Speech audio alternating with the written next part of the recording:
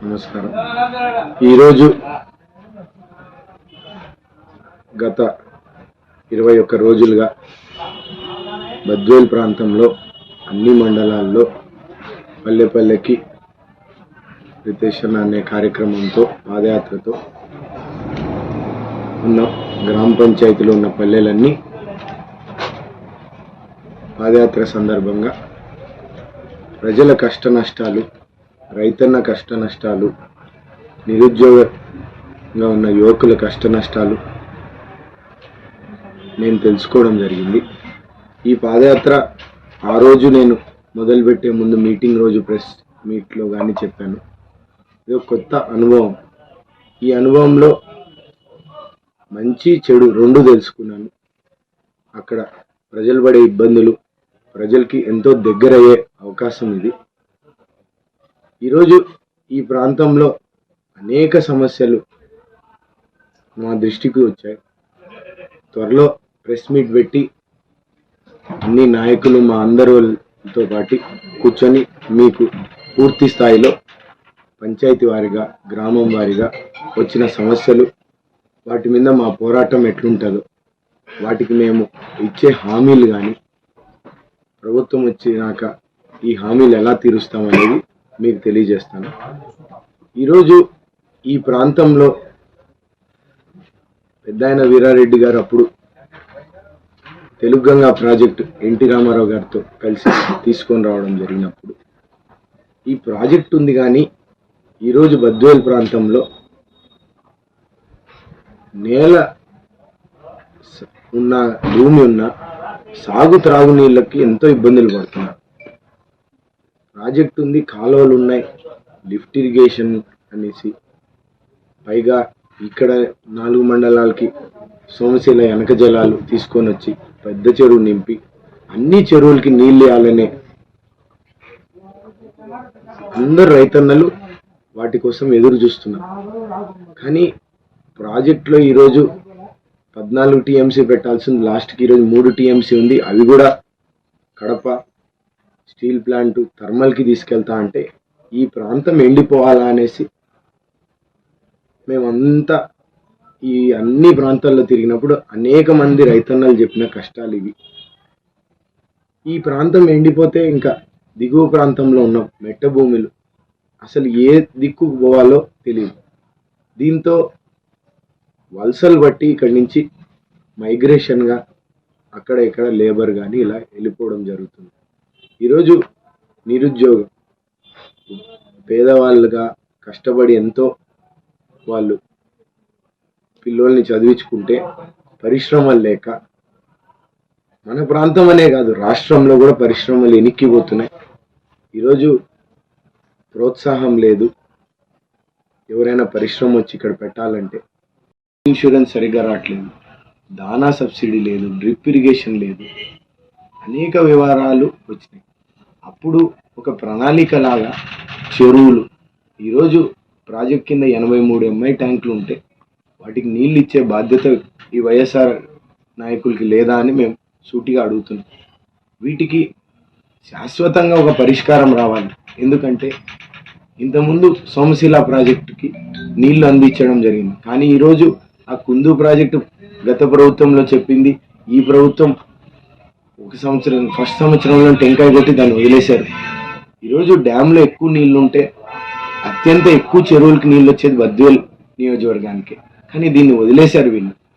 పైగా ఈ సోమశీల వెనక జలాల గురించి మాట్లాడాలంటే ఆ రోజు ఇక్కడున్న రైతన్నలందరూ త్యాగం చేసి భూమి కోల్పోతే గుక్కెడు నీళ్లు కోసం ఇబ్బంది పడుతున్నారు. అక్కడ డ్యామ్ కట్టారు, ప్రాజెక్ట్ వచ్చింది, వాళ్ళకి నీళ్లు ఉన్నాయి.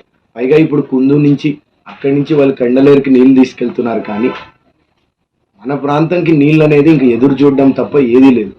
ఈరోజు కడప డిస్టిక్లో బద్వేల్ ప్రాంతం, ఇక్కడ ఉన్న మండలాలు కానీ ఏవి కరువు ప్రాంతంగా చెప్పలేదు.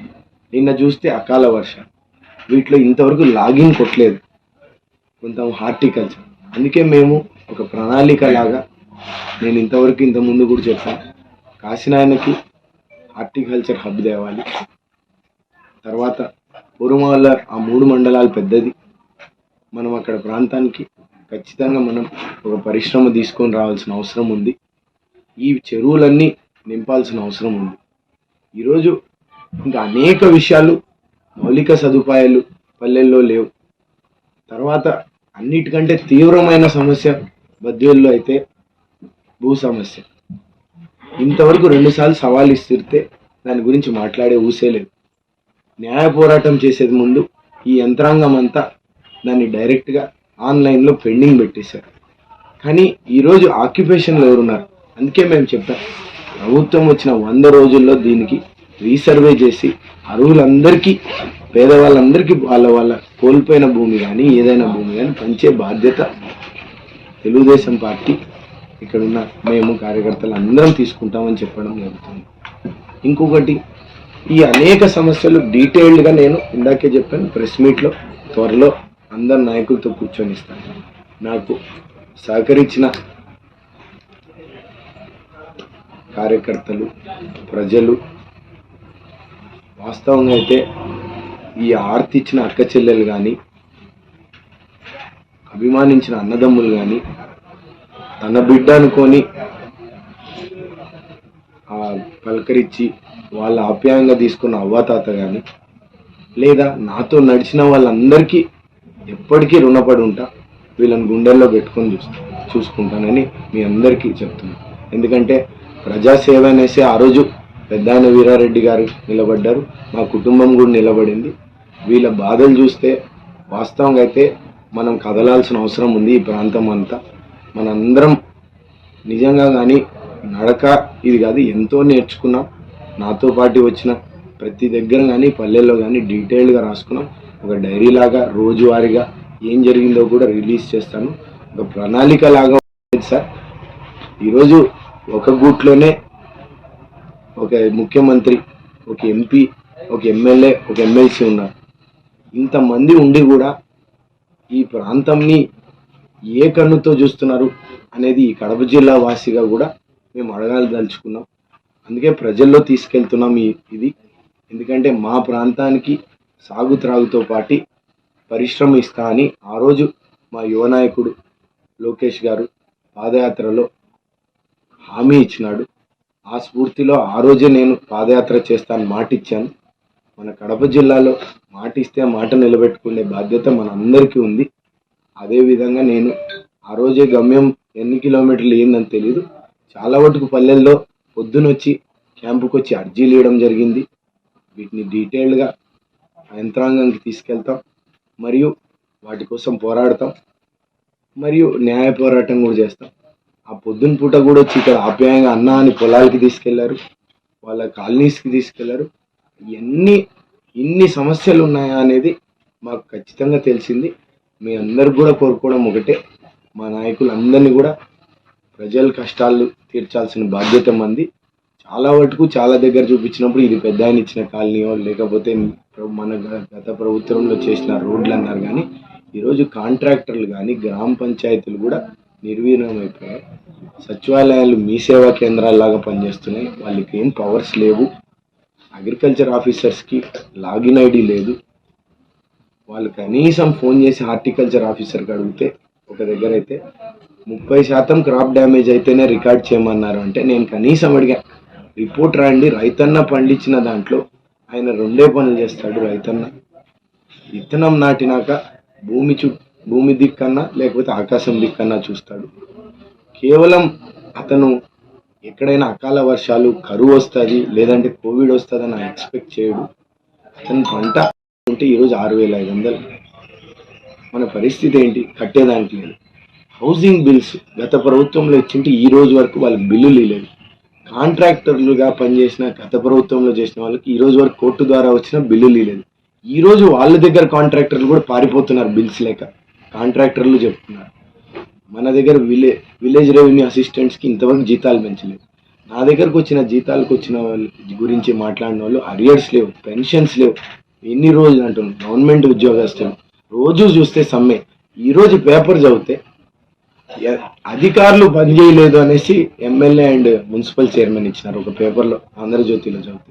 వాళ్ళు మాకు పలకట్లేదు అని ఇచ్చినారు. వాళ్ళ వైఫల్యం అని రాశారు. వీళ్ళకి తెలీదా? వీళ్ళిద్దరూ కూడా గవర్నమెంట్ సర్వెంట్స్ అనే, వీళ్ళు కూడా ఆఫీసర్సే అన్న ఈ 5 ఏళ్ళకి ప్రజాదాంట్లో. వీళ్ళకి తెలియాలి కదా. వీళ్ళు లేకపోతే గత ప్రభుత్వంలో కుదరినప్పుడు పోరాటం చేసి కౌన్సిలర్ రిజైన్ చేస్తే ఆ రోజు 135 కోట్లు తెస్తే దాన్ని టెండర్ వేసి ఈ రోజు వరకు కంప్లీట్ చేయలేదు. వీళ్ళు వర్క్స్ కంప్లీట్ చేయలేదు. మనం కూడా ఇవన్నీ గమనించాలా, ప్రజలకి తీసుకెళ్ళాలి. కేవలం మభ్యపెట్టి సంక్షేమ పథకాలు మీ అకౌంట్లో వేస్తున్నా ఈ చేత్తో వేసి ఈ చేత్తో లాక్కోవడం కాదు. వీళ్ళకి ప్రజలకి దగ్గరగా ఉండి మనం సహకరించి చేయాలనేది నేను కోరుకుంటున్నాను. ఈ రోజు వరకు స్థానికం అంటే డెఫినేషన్ చెప్పలేదన్న.